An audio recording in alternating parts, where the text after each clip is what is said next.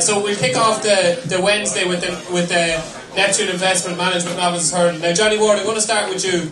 I was in the office one day and you turned to me and you said that you think Pont Alexander is the biggest machine you've seen in an awful long time. Are you still standing by that statement? And he hadn't won at Leopardstown at that stage. Yeah, what was very interesting about Pont Alexander for me was he came from France, he'd one run. He went to Willie Mullins and his first run was in a grade 1, and if you cast your minds back to then in Navan, by all accounts Don Cossack was next to unbeatable. And they keep telling us that Pont Alexander doesn't show that much at home, and Danny will obviously enlighten you on that, but he absolutely hacked up against Don Cossack that day on what was admittedly very bad ground. And he went on from that, went on to Leopardstown, and we were debating what sort of price we should put him in at the paper, and we settled on something like 4-7. And he went off something like that, and into an awful strong headwind, he bolted up, absolutely bolted up.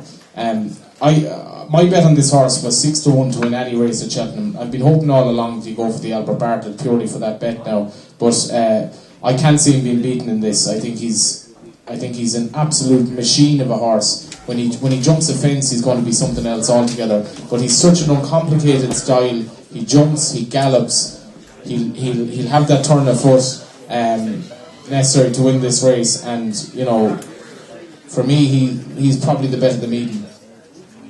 There you go, Danny. Just on Pont Alexander, you know, we're hearing different vibes from Clive Sutton. He doesn't obviously work that well, and just to explain to people. It can be a very good thing if a horse doesn't work well at home, that he is saving his best for the track.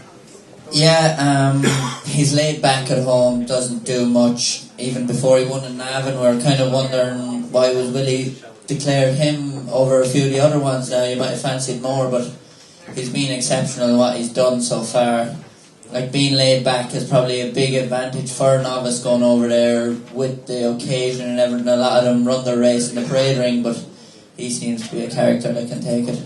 And Willie, you know, has never hidden his admiration for this horse. You know, he talks about, we even gave him on our RPTV internet videos of the Sabre-Tours he gave him as his bet at the meeting. And you know, is he as good as Willie thinks he is? Do you think?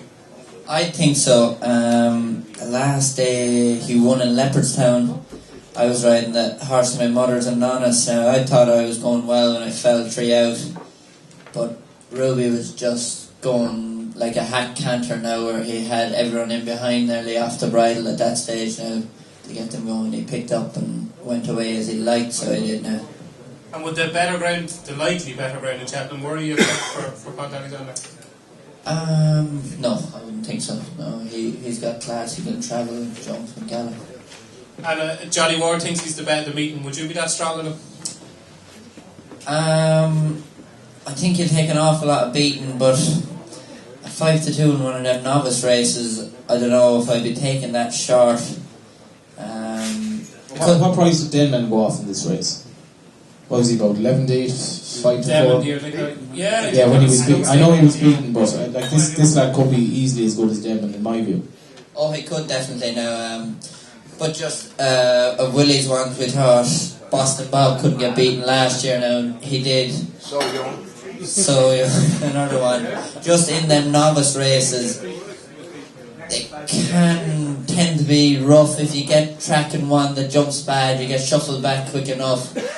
I'd rather take a short price in a championship race where there seems to be less trouble in running. Fair enough. Danny, Paddy, you haven't given us a special for 2 races now. We've got the Arkle and Champion Hurdle. Is there any chance of an out special on Pont Alexander here? No, to be honest with you, sorry.